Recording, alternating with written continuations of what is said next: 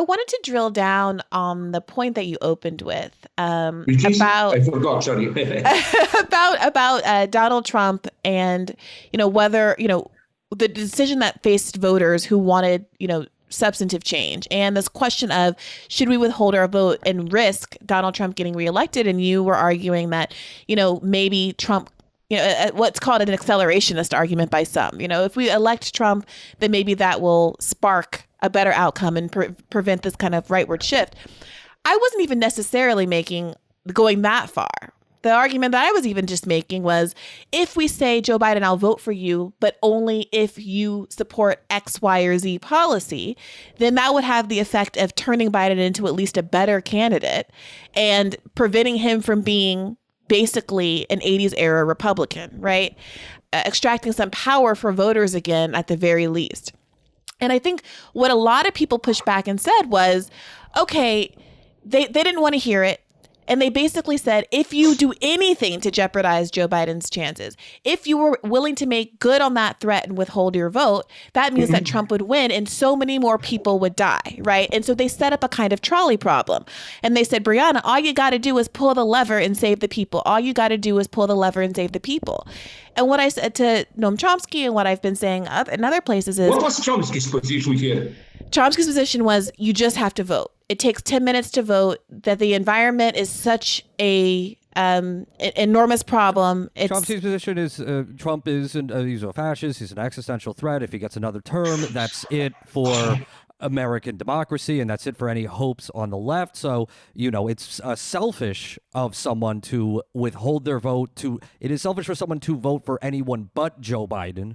It is selfish to not vote, that everyone has an obligation to vote for Biden, and then that we should push Biden to the left after the election through activism.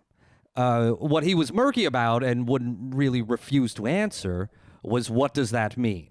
Yeah, right. That's immediately. That's why I did that extremely risky move 4 years ago and say, vote Trump, because now I don't, because I agree again with Chomsky, although he attacked me then. I think that with COVID and with threats of ecological catastrophe and so on, I mean, Trump was really bringing the country on the edge of some kind of civil war. But my position is here, the one of AOC, I would have put it, that, she said, okay, Trump is an absolute catastrophe, Biden, but then immediately after Biden's victory was clear, she said, now the peace is over, we start our fight again. And the fact that Democrats has now a smaller majority in Congress than before makes it even easier, because this means that for many votes, Democrats will need the support of AOC and her gang, Well, but here's the problem. Here's the question, because right now there is an argument that's really taken over the left that says AOC, because the margins in the House are so slim, that if only 15 progressives are willing to hold up Nancy Pelosi, the vote for Nancy Pelosi to be Speaker of the House, then they can extract a concession now and say, Nancy, we're only going to make you Speaker of the House if you put Medicare for all to a floor vote. And that's what people are pushing for. And AOC has come out on Twitter saying that she doesn't think that that's a good idea, that she's willing to fight for certain concessions, but that fighting for a floor vote of Medicare for all isn't one of them. And she so far hasn't been willing to disclose what, with any specificity, what concession she's actually fighting for, which has caused a lot of the left to be very disappointed in her in this moment. Because if the argument is we are going to have a truly oppositional stance after the election, we're going to do whatever it takes to push Biden left, in this moment, it seems like already the left isn't fully embracing its power to really wrest real power, real control, really.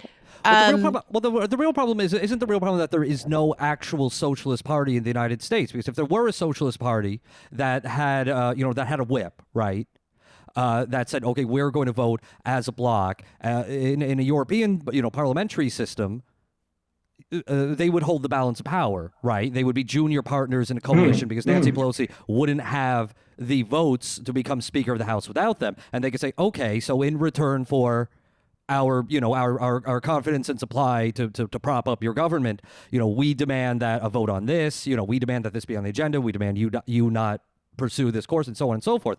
As it is right now, someone like Alexandria Ocasio-Cortez, there's not even a socialist caucus in the United States Congress, in either house of Congress, though there are socialists. Someone like Alexandria Ocasio-Cortez, well, she's an autonomous politician. She's not responsible to a socialist party. If she were to pursue a course of action, if she were to play softball with Pelosi, not take a hard enough line, what's the most that's going to happen?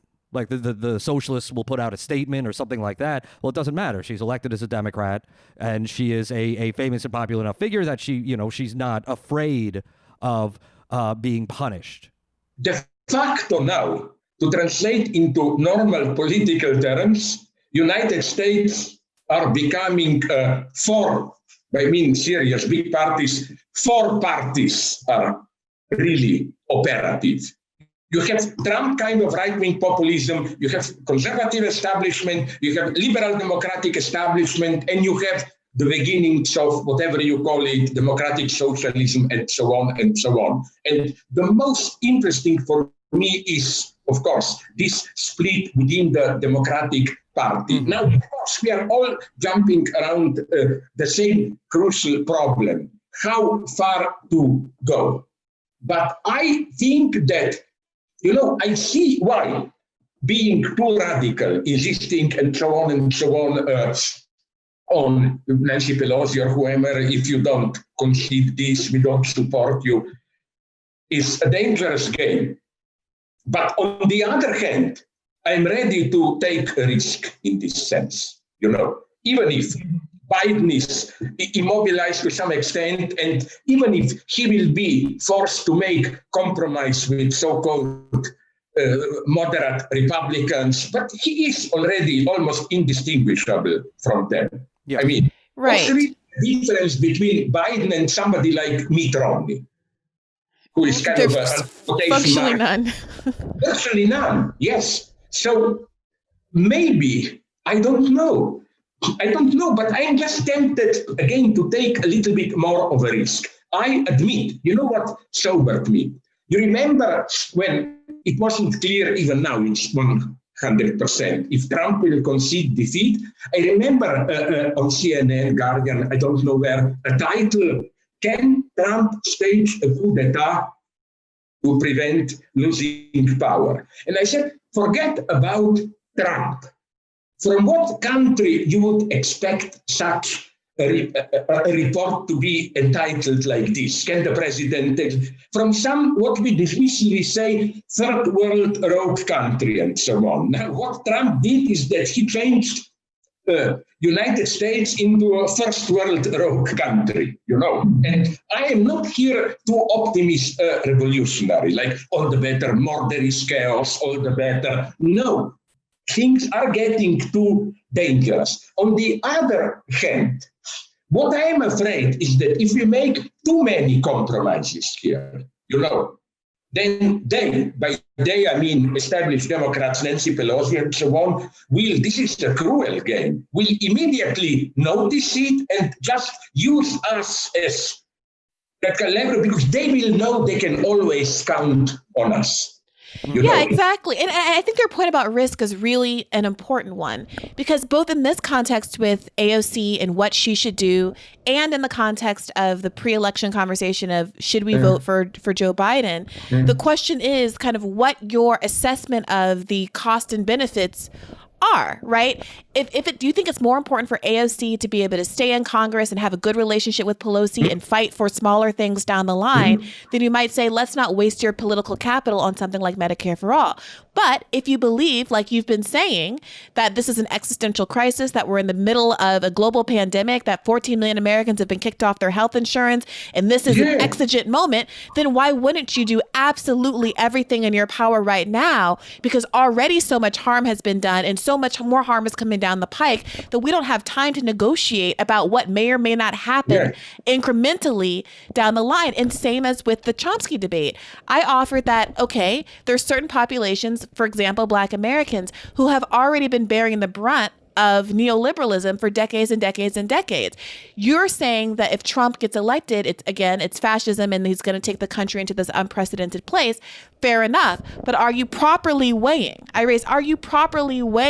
the harms that accrue under neoliberalism? That's all I'm asking. Are you really considering the harms that accrue under neoliberalism and the likelihood that Joe Biden is not going to fix the environment, is not going to change the things that you... Now you said the crucial thing. We should never forget that Trump didn't fall from the moon. Right. He was precisely, he emerged out of these deadlocks compromising of liberal democratic establishment. Right. That's why my position was, again, I'm sorry, maybe I'm repeating myself again, tasteless metaphor, which is like, I consider myself a vampire. And you know what vampires hate most? Eating garlic. You scare them. And I said, be like a good, honest vampire, go vote and eat your garlic. It's vote for Biden, but now immediately the fight should go on. Even if this means maybe even in the future the splitting of Democratic Party, that would have been something tremendous to break down this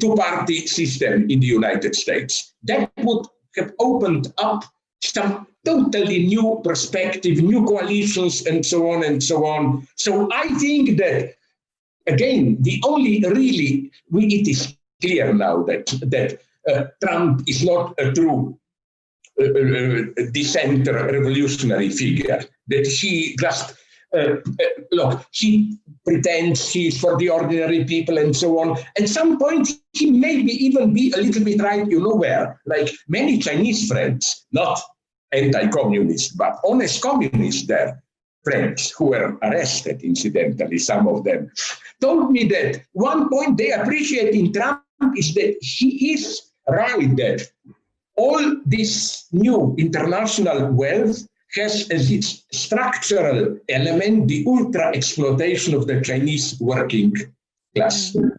So here there is an element of truth in, like, China is in some sense our future, in the sense of, I always repeat this, I'm sorry if I again repeat myself, we left this in the 20th century. You remember another century when I was young, you were not there or whatever.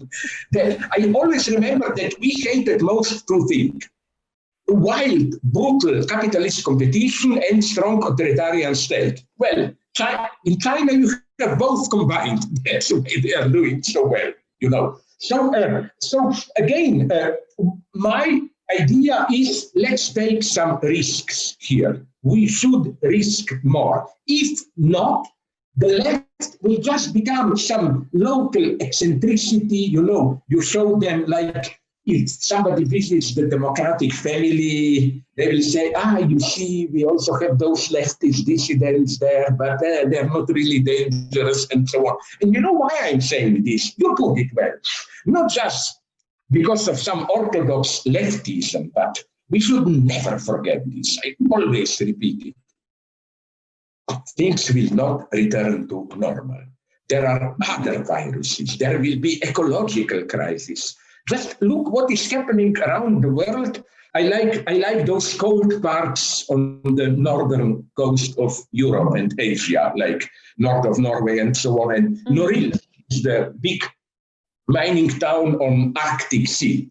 For the summer temperatures there, over 30 degrees Celsius, which means 100 Fahrenheit. Now, things are really happening in our environment. There will be chaotic circumstances, hunger, everybody knows it. So such radical things are happening that it's not simply our choice, will you collaborate now with Biden or not? I'm thinking in terms of 10, 15, I'm not thinking about 100 years from now, we'll all be dead, I don't care. I'm thinking about simply, let's say 10, 15 years of now. We will live in a different world. Ecological crisis will explode. And remember that for many third world or even Asian generally countries, this global warming is not something you read about in the newspaper or you said in the summer, oh my God, it's a little bit hot today.